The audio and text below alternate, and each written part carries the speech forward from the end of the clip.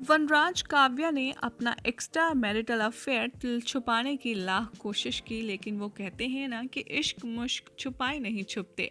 और अब सामने आ गई है वनराज और काव्या की घिनौनी हरकत भी, क्योंकि अनुपमा के सामने आ गया है पूरा सच।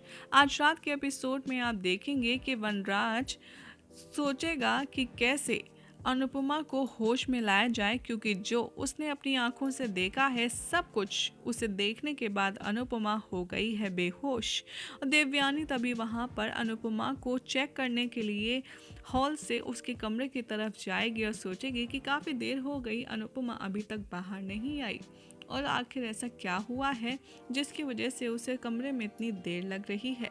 वहीं दूसरी तरफ अनुपमा को बेहोश देख वनराज के गोदी में लेटा देख काव्या को हो जाएगी काफ़ी ज़्यादा प्रॉब्लम, और वो कहती है वनराज से कि आखिर हुआ क्या है, ये ठीक तो है। वनराज ये एक तो वैसे ही काफ़ी ज़्यादा इरिटेट फील कर रहा है अनुपमा के बेहोश करने से। दूसरी तरफ अनुपमा के अचानक बेहोश हो जाने से, घर वालों के होने वाले रिएक्शन से वनराज को हो रही है काफ़ी ज़्यादा घबराहट। इसी टेंशन परेशानी में वो काव्या को घर से बाहर निकलने की देता है धमकी और कहता है गेट आउट। अब अपकमिंग ट्रैक में आप देखेंगे कि कैसे वनराज के कमरे से भागती हुई काव्या खुद को बचाने की कोशिश करेगी और भागते भागते वो सीधा जा टकराएगी अनुपमा की दोस्त देवयानी से। जैसे ही देवयानी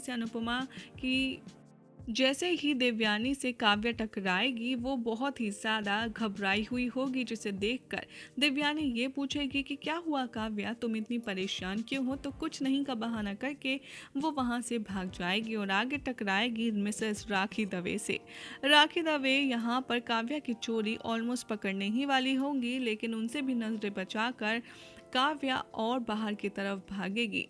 दूसरी तरफ आप देखेंगे कि देविका रूम में जाती है और बाहर से ही कोशिश करती है अनुपमा को बुलाने की, लेकिन जैसे ही वो वनराज के दरवाजे के पीछे अनुपमा के पैर देखती है, वो काफ़ी ज़्यादा घबरा जाती है और अंदर भागते हुए आ जाती है और देखती है कि अनुपमा बेहोशी के हाल में बहुत ही ज़्यादा बुरी तरीके से वनराज की गोदी में लेटी हुई है, जिसे देखकर उसे गुस्सा भी आएगा और टेंशन भी होगी और वो पूछती हुई आएगी नजर कि क्या हुआ है इसको, आखिर तुमने इसे क्या किया है।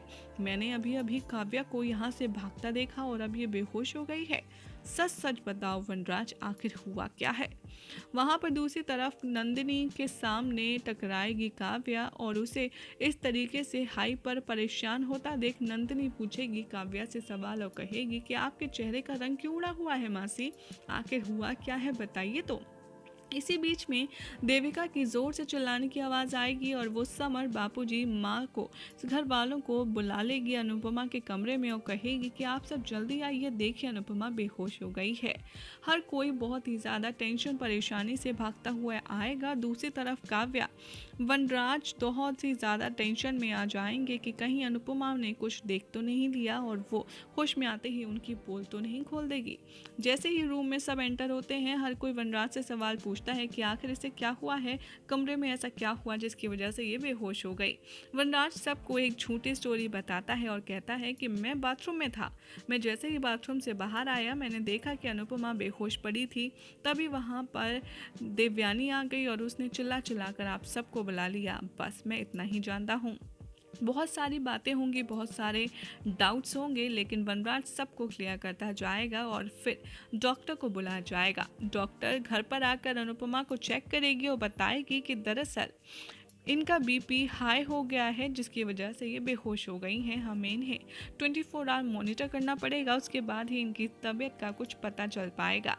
देविका यहाँ पर सबसे रूम के बाहर जाने के लिए कहती है और इंसिस्ट करती है कि वो अनुपमा के पास रुक जाएगी जब तक उसे होश नहीं आता। दूसरी तरफ वनराज भी टेंशन में अपने रूम में देविका और अनुपमा को छोड़कर चला जाएगा, लेकिन बहुत ही ज़्यादा घबराता हुआ नजर आएगा।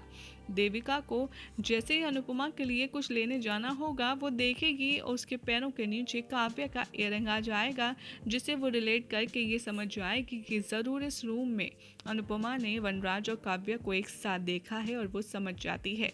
जैसे ही देविका के हाथ लगता है काव्या का इयररिंग, तभी अनुपमा को होश आता है और वो हल्का हल्का थोड़ी सी बेहोशी के हाल में कहती है आखिर ऐसा क्यों।